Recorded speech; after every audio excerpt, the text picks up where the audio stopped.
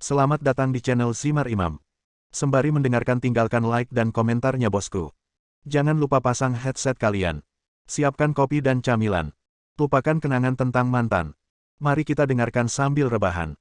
Kembalinya Sang Raja. Bab 71. Tidak ada penelitian. Su Chen berkata dengan tenang. Wei Changtian terkekeh, karena Tuan Su belum mempelajarinya, saya tidak akan memainkannya. Saya mendengar bahwa air di dalam benda ini cukup dalam, dan sulit bagi orang yang bukan ahli untuk memenangkan uang. Tidak masalah. Su Chen tersenyum tenang, kamu bisa membeli apapun yang kamu mau, yang mana yang kamu beli akan menang.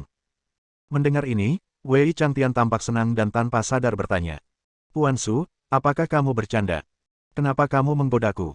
Kalau kamu ingin memenangkan uang, pasang saja taruhannya. Aku jamin kamu akan menang. Su Chen tidak pernah bertaruh pada kuda, tetapi hal semacam ini tidak sulit baginya. Selama dia mau, bahkan jika dia mengirim kura-kura ke atasnya, dia bisa membuatnya berlari lebih cepat daripada kuda BMW itu. Hei, menarik sekali. Ini belum gelap, jadi kenapa ada orang di sini yang ngobrol sambil tidur? Saat beberapa orang sedang berbicara, tiba-tiba terdengar tawa dari belakang. Su Chen menoleh dan melirik, dan menemukan bahwa orang yang berbicara adalah seorang pemuda berusia 20-an. Dia memiliki penampilan yang tampan dan sosok yang tegap, terutama jam tangan Patek Philippe di tangannya. Bahkan jika itu hanya jam tangan biasa. Di belakang pemuda tersebut terdapat dua orang pengikut.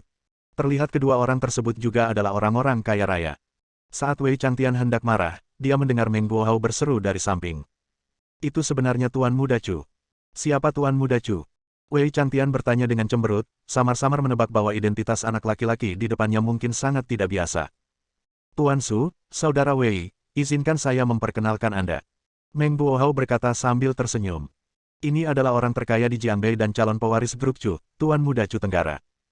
Setelah berbicara, Meng Guohao melanjutkan. Tuan Muda Chu, keduanya adalah teman saya, Tuan Su Chen dan Wei Changtian dari Linyang. Hehe. Chu Saltis dengan santai menyalakan rokok, duduk di kursi, dan berkata. Kucing atau anjing macam apa mereka, itu tidak ada hubungannya denganku, tapi apa yang dikatakan anak ini barusan membuatku sangat tidak senang.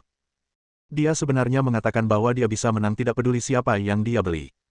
Menurutmu dia ini apa? Harus ada batasan untuk menyombongkan diri, oke.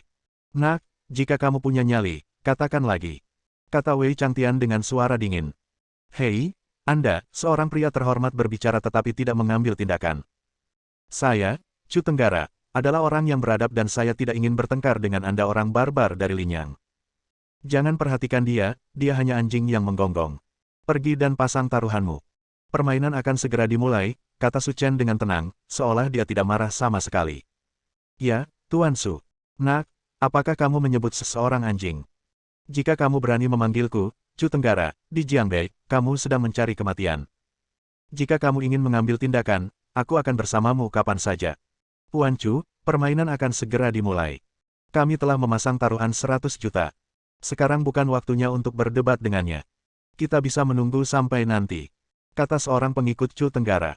Tapi aku, Chu Tenggara, tidak bisa menelan bau mulut ini. Tuan Chu, jangan marah. Meskipun tidak nyaman menghadapinya sekarang, kita bisa menggunakan metode lain. Yah, dalam hal apa? Kemudian, pengikutnya membisikkan beberapa kata ke telinga Chu Tenggara, dan menemukan bahwa Chu Tenggara tampak bahagia dan sering mengangguk. Nak, namamu Su Chen, kan? Jadi apa? Baru saja, kamu berkata dengan arogan bahwa kamu akan menang dengan kuda apapun yang kamu beli, jadi ayo kita bertaruh. Yang kalah akan turun dan mencium pantat kudanya. Bagaimana menurutmu? Apakah kamu berani bermain? Kenapa kamu tidak berani? Melihat keduanya bertaruh, Meng Guohao dan Meng Jie tampak khawatir. Industri taruhan kuda sedang dalam kondisi buruk. Jika tidak ada tim statistik profesional yang menghitung, maka Anda pasti akan kalah. Terlebih lagi, Chu Saltis datang dengan momentum yang besar, dan dengan rekor cemerlang sebelumnya, dia memiliki peluang 90% untuk memenangkan permainan ini. Tidak ada yang lebih baik daripada penghakiman di antara keduanya. Di sisi lain, Wei Changtian, meskipun dia tidak mengerti apa yang sedang terjadi, tidak khawatir sama sekali. Karena dia memiliki keyakinan yang tidak dapat dijelaskan pada Su Chen. Selama itu adalah sesuatu yang dia setujui, tidak akan ada masalah. Wah, banyak yang nonton pertandingan. Jangan malu-malu kalau kalah, kata salah satu pengikut. Jangan khawatir, selama kamu tidak curang, tidak apa-apa, kata Su Chen dengan tenang. Setelah beberapa menit, tiba waktunya memasang taruhan Anda.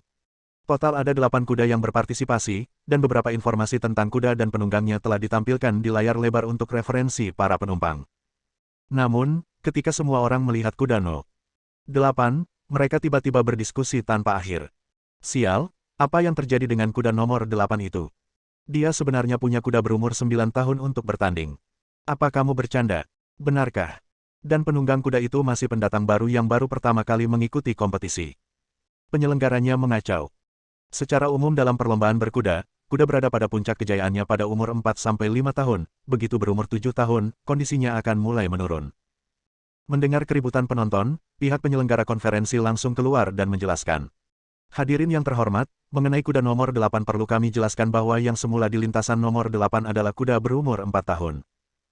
Tapi sesuatu terjadi pada kudanya secara tiba-tiba, jadi kami tidak punya pilihan selain membiarkan kuda tua itu datang untuk menebusnya. Tapi itu juga merupakan hal yang baik. Kami telah menghilangkan opsi yang mustahil bagi semua orang, cukup bertaruh pada nomor 1-7. Penjelasan ini membuat penonton semakin puas. Bagaimanapun, ini membantu mereka menghilangkan salah satunya, yang membuat mereka lebih mungkin memenangkan uang. Setelah mendengar hasil ini, Wei Changtian juga bersiap-siap dan tidak tahu harus bertaruh yang mana. Bertaruh pada nomor 8. Mendengar perkataan Su Chen, Wei Changtian tertegun. Tuan Su, apakah Anda bercanda?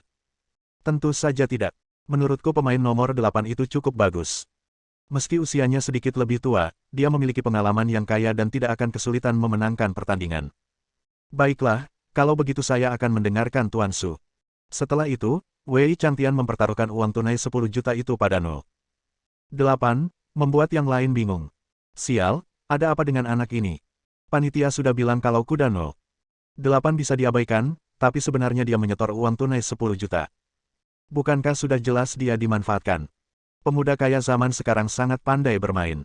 Mereka hanya bermain-main dan menindas. Jangan bilang begitu, aku punya alasan. Aku lebih tua dan punya pengalaman, haha.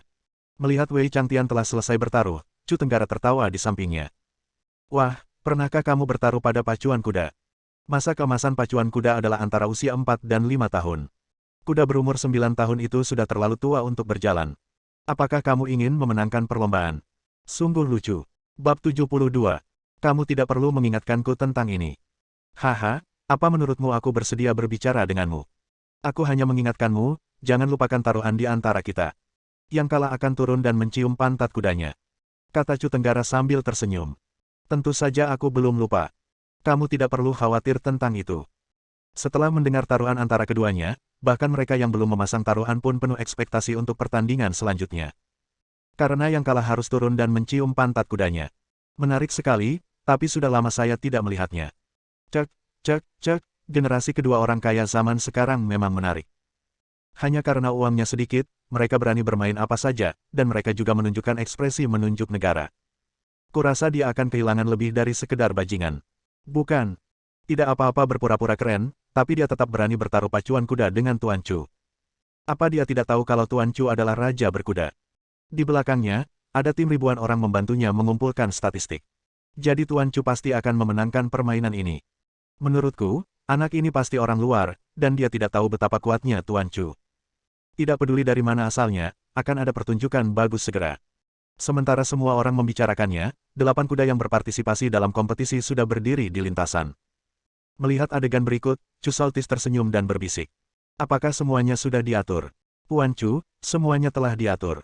Para penunggang kuda 1-7 semuanya telah memberikan bantuan.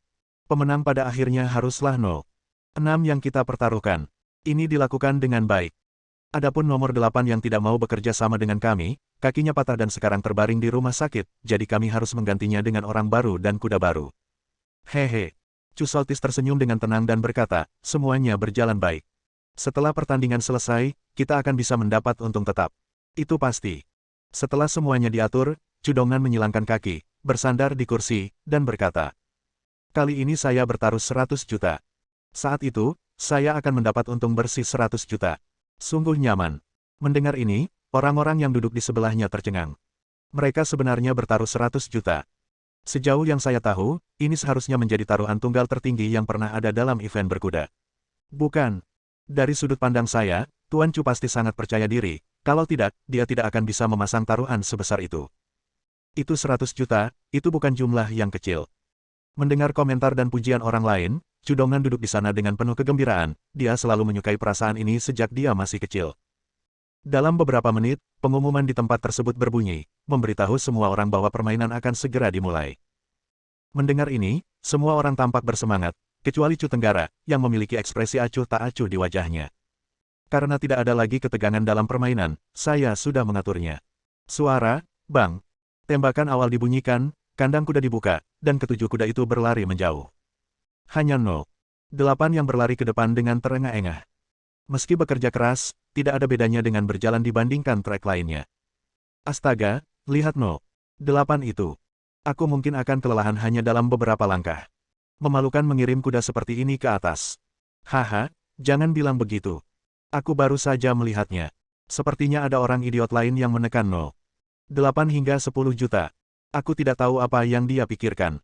Saya kira generasi kedua kaya yang bodoh dan punya banyak uang. Mereka datang untuk memasang taruhan tanpa berpikir panjang. Haha, apa yang kamu katakan itu benar-benar mungkin. Saat ini, generasi kedua orang kaya, dengan mengandalkan sedikit uang, berpura-pura keren di mana-mana. Ini akan meningkatkan daya ingat mereka. Melihat penampakan kuda 8 yang jompo, Wei Changtian mengerutkan kening dan berkata dengan bercanda. Puan Su, nomor 8 ini sepertinya agak melenceng. Baginya, memenangkan uang adalah yang terbaik. Tidak masalah jika dia kalah. Haha, kalian terlalu lucu. Ini lebih dari sekedar lucu. Siput bisa merangkak lebih cepat dari itu. Kata Chu Saltis sambil tertawa. Pertandingan belum berakhir. Masih terlalu dini untuk menarik kesimpulan sekarang, kata Su Chen dengan tenang. Nak, meskipun kamu mengatakan kamu adalah burung jerami, kamu benar-benar tidak ambigu. Dilihat dari momentum ini, 6 pasti menjadi pemenang, dan yang lain tidak memiliki peluang untuk kembali. Jangan bicara terlalu cepat. Haha, kita tunggu saja. Nanti jangan lupa taruhan cium pantat kudanya, haha. Su Chen tidak memperhatikan Chu Tenggara, tetapi melihat permainan di bawah sambil tersenyum. Kemudian, Su Chen menjentikkan jarinya, dan melihat aliran udara yang hampir transparan melesat ke arah kuda nomor 8. Mendesis. Dalam sekejap, kuda nomor 8 itu terdengar mengaum dengan keras, menunjukkan momentum seekor harimau menuruni gunung, dan melesat ke depan dengan momentum yang tak terbendung. Bingung. Tercengang. Orang-orang yang melihat pemandangan ini hampir ternganga. Ini, bagaimana ini mungkin? Kalau begitu kuda nomor 8 di stimulan, kenapa larinya cepat sekali? Angin bertiup kencang, kilat menggelegar. Di bawah pengawasan banyak orang, kuda 8 melintasi garis finish dengan penampilan raja yang tak tertandingi. Dan kuda tercepat, 6, tertinggal satu putaran penuh. Belum lagi penontonnya, bahkan pelatih kudanya pun bingung. Seekor kuda berumur 9 tahun tidak bisa berlari secepat itu meski membutuhkan stimulan. Saat hasilnya ditampilkan di layar lebar, arena pacuan kuda yang mampu menampung 50.000 orang itu menjadi sunyi dan menjadi sunyi senyap. Mereka tidak dapat membayangkan bahwa seekor kuda yang akan mati karena usia tua benar-benar dapat mencapai hasil seperti itu. Ini hanyalah sebuah fantasi. Permainan sudah berakhir, saatnya kamu memenuhi janjimu, kata Su Chen dengan tenang. Ini. Chu Tenggara tidak bisa berkata-kata dan sangat malu. Dia tidak hanya kehilangan 100 juta, tapi dia juga mencium pantat kuda. Dia, Chu Dongnan, tidak mampu kehilangan muka ini. Su Chen, melihat pakaianmu, kamu pasti orang terkenal di Linyang, dan aku, Chu Dongnan, juga orang nomor 1 di Jiangbei. Bagaimana kalau melupakan masalah ini dan menyiapkan meja di hotel terbaik di Jiangbei? Berteman saja, bagaimana menurutmu? Kata Chu Dongnan sambil tersenyum. Tidak terlalu bagus. Su Chen berkata dengan tenang, pertama-tama, sampah sepertimu tidak layak menjadi temanku. Kedua, aku ingin melihatmu memenuhi taruhanmu. Su Chen, jangan melangkah terlalu jauh. Kata Chu Tenggara dengan gigi terkatup.